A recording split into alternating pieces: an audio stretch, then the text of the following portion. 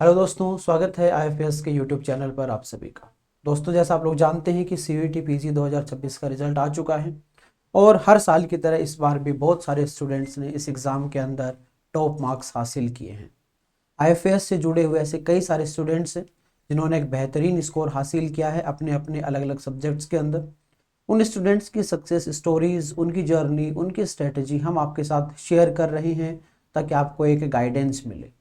और ये journey students खुद अपनी मुख ज़बानी आपको बताते हैं कि उनकी पूरी जर्नी कैसी रही है। ऐसे ही एक और बेहतरीन सक्सेस स्टोरी के साथ आज हम वापस जुड़े हैं। हमारे साथ जुड़ी हैं जसलीन जलंधर पंजाब से, जिन्होंने इस साल लाइफ साइंस के एग्ज़ाम में एक बेहतरीन स्कोर हासिल किया है। अब इन्होंने कितना स्कोर हासिल किया है, क्या इनकी पूरी जर्नी रही है, चलिए जानते हैं। जसलीन, फर्स्ट ऑफ ऑल आपको बहुत बहुत कॉन्ग्रेचुलेशंस अपनी सफलता के लिए। Thank you sir. जसलीन, अपने बारे में बताइए थोड़ा सा, आपका एक इंट्रोडक्शन हमारे व्यूअर्स के लिए। So I am Jasleen Krom from Jalandhar, Punjab. I have completed my graduation in BSc Biotechnology from Guru Nanak Dev University by 2025, and I taken drop for applying for good position in MSc Biotechnology in a reputed organization. And I have been working at school for 7 to 8 months, and this is all about my journey. I am preparing for GAT-B and CUET PG from the 1 year. Jasleen, आपका इस साल life science में score क्या रहा है? Sir मेरा इस बार 220 out of 300। चलिए, बहुत बेहतरीन स्कोर है जसलीन आपका। सो मैं ये जानना चाहूँगा कि आपने जो है अपनी सी यू टी पी जी की या गेट बी के जैसे बारे में आपने बताया कि इनकी जर्नी की शुरुआत कब की और कैसे आपकी शुरुआत हुई थी?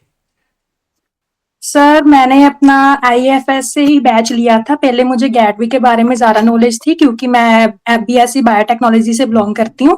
तो फिर मैंने बायोटेक के लिए ही बैच लिया था। तो फिर बाद में मुझे पता चला कि इसके रिलेटेड और भी एग्जाम्स होते हैं जैसे सीयूईटी पीजी, वो भी मास्टर्स के लिए ही होते हैं। तो फिर मैंने उसके लिए अप्लाई किया, तो साथ साथ ही उसके साथ प्रिपरेशन की, क्योंकि सिलेबस तो सब कुछ ऑलमोस्ट सेम ही होता है। बिल्कुल। तो मैंने फिर उसी के साथ ही अपनी प्रिपरेशन शुरू की। एंड सर साथ में होते होते मेरा होगी प्रिपरेशन। ज्यादातर मैंने फोकस अपने पीवाईक्यू वगैरह पे ही किया था सर। बिल्कुल बेहतरीन है। जसलीन, जैसा आपने बताया कि आपने लास्ट में भी जिक्र किया पी वाई क्यू के ऊपर आपने फोकस किया। जी तो सर। एक कोई भी एग्ज़ाम के लिए अगर कोई प्रिपरेशन कर रहा है तो आपका उसमें क्या मानना है, पी वाई क्यू का और क्वेश्चंस की कितनी इंपॉर्टेंस होती है कोई भी एग्ज़ाम को क्वालिफाई करने के लिए? सर मेरा ये मानना है कि अगर आपका जो बैचलर है उसमें आपकी थ्योरी का कंसेप्ट 80 to 90% अगर लगा लो आपका कंप्लीट है, तो आप अपना जो फोकस है वो ज्यादातर पीवाईक्यूज के ऊपर और क्वेश्चन सॉल्विंग के ऊपर ही रखिए, ताकि आपको तरीका आ जाए कि आपने कैसे वो सॉल्व करने हैं। क्योंकि जैसे मैं अपनी एग्जांपल देती हूँ सर कि मैं बीएससी बायोटेक्नोलॉजी से गोल्ड मेडलिस्ट थी। तो मैंने फिर अपना सारी थ्योरी है वो तो ऑलमोस्ट 80% मेरी वहां से डन हो जाती थी। फिर जब मैंने अपनी थ्योरी वगैरह 2 मंथ्स में मेरी थ्योरी फिनिश हो गई थी, तो 1 मंथ मैंने पूरा अपने क्वेश्चन प्रिपरेशन पे ही लगाया था सर। तो फिर मैंने ज्यादा अपना पीवाईक्यूज पे, उसके बाद टेस्ट सीरीज भी मैंने ली थी आईएफएस बैच उससे ही। तो फिर मैंने वहां से अपनी प्रिपरेशन की थी सीयूईटी की भी। बिल्कुल बेहतरीन है, यानी आपने पूरी पूरी जो तैयारी है वो आई एफ एस से जुड़ के की है। जी सर। जब जसलीन आप अपनी प्रिपरेशन कर रहे थे तो जैसा आपने मुझे बताया कि आप कहीं पे काम भी कर रहे थे साथ में। जी सर। उस दौरान क्या दोनों चीज़ों का टाइम मैनेजमेंट करने के अंदर या क्या कोई ऐसे खास चैलेंजेस आपके सामने आते थे? सर मेरा काम तो ऐसे था कि मतलब सुबह मैं स्कूल में पढ़ाती थी, एंड शाम को मेरी होम ट्यूशन होती थी 3 से 7 घंटे। तो मुझे दिन का मतलब 3 से 4 घंटे ही अपने लिए निकाल पाती थी। तो मेरा फोकस पहले यही था कि मैं 1-2 महीने अपनी थ्योरी कंप्लीट कर लूं। चैलेंजेस तो सर हर रोज ही थे कि एक दिन टाइम निकल पा रहा था, दूसरे दिन मैं थक जाती थी आके। पर फिर भी होता था कि हाँ नहीं करना है। 1 साल तो मेरा हो गया है, पर अब दूसरे साल मुझे बहुत ही अच्छी यूनिवर्सिटी से करनी है पढ़ाई। कई जी। फैमिली प्रॉब्लम्स भी होते हैं सर, वो उसी को फेस करते हुए हम सभी को आगे बढ़ना चाहिए। और चाहे कोई भी ऑब्स्टेकल हो क्यों ना हो, पर हर रोज एक न्यू उमंग से हमें जीना चाहिए कि नहीं आज मैं अपना बेस्ट करूंगा। बिल्कुल जी जसलीन, सर। आपका ये मोटिवेशन बहुत बेहतरीन है। मुझे जी लगता है कि सर। स्टूडेंट जो आपकी बातों को सुनेंगे तो वो डेफिनेटली मोटिवेट होने वाले हैं। यस। अभी जसलीन, जो व्यूवर्स आपको देखने वाले हैं तो आप उनको क्या एडवाइस देना चाहोगे कि वो एक एग्ज़ाम की प्रिपरेशन के समय किन किन बातों का ध्यान रखें और कौन कौन सी गलतियां ना करें?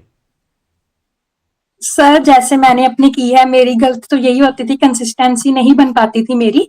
पर वो मेन इंपॉर्टेंट चीज वही है कि अगर आपका एग्जाम है तो 1 डेढ़ महीने पहले आप कंसिस्टेंट होना शुरू हो जाएं, ताकि आप अपनी प्रेपरेशन पे ज्यादा जोर लगाएं और आपके जो कंसेप्ट हैं वो आपके दिमाग में हमेशा रहें। क्वेश्चंस की प्रैक्टिस तो आप करें, पर उसके बाद आप उसकी रिवीजन जरूर करें कि आपकी गलती कहाँ पे हो रही है और गलती नहीं हो रही। कई बार हम क्या करते हैं कि क्वेश्चन प्रैक्टिस करके हम अपने स्कोर तो देख लेते हैं पर उसकी इंप्रूवमेंट नहीं कर पाते। वो मेरे पास एक आधी गलती होगी थी, पर मैंने उसको सुधारा और अब आगे भी सुधारूंगी कि क्वेश्चंस को जो मैं कर रही हूँ उसको अपने आप दिमाग में रखूं, कि हम आगे से उसको इम्प्रूव भी करें, ना कि वो गलतियां बार बार दोहराएं। थ्योरी तो सर हम लिख ही लेते हैं, बस क्वेश्चंस का ही प्रॉब्लम हो जाती है। Yes sir. बिल्कुल सही कहा आपने जसलीन, और आपने लगभग सारी बातें बहुत ही बेहतरीन तरीके से बताई हैं। अगर आप अपनी जर्नी में से और कोई ऐसी बात हमारे व्यूअर्स को बताना चाहो, स्टूडेंट्स को बताना चाहो, जो शायद उनके लिए मोटिवेशन का काम करें और वो भी आप ही की तरह एक बेहतरीन स्कोर हासिल करें। सर बस मैं यही कहना चाहती हूँ कि आप हिम्मत मत हारिए और आगे चलते रहिए। आपको आगे बहुत ही ज्यादा सक्सेस मिलेंगी। लोग तो कहते हैं कि आपको आगे जाके फ्यूचर में आप नहीं कर पाएंगे या कुछ नहीं कर पाओगे, पर आपको हार नहीं माननी और हमेशा चलते रहना है, चाहे जितने मर्जी ऑब्स्टैकल्स क्यों ना आए, और आपको हमेशा उसको देखते हुए फेस करते हुए चलते रहना है। Yes sir. बिल्कुल, जिसने आपने बहुत अच्छी बात कही। दोस्तों, दुनिया में कौन क्या कहता है फ़र्क नहीं पड़ता, हमें वो करना है जो हम कर सकते हैं, और वो है कि अपना 100% देना है कोई भी एग्ज़ाम की प्रिपरेशन में। रिजल्ट्स डेफिनेटली हमारे फेवर में होंगे। तो जसलीन, वंस अगेन आपको बहुत बहुत कंग्रेचुलेशंस मेरी तरफ से और हमारी पूरी IFAS टीम की तरफ से आपके इस बेहतरीन स्कोर के लिए। Thank you sir. Thank you very much Jasleen.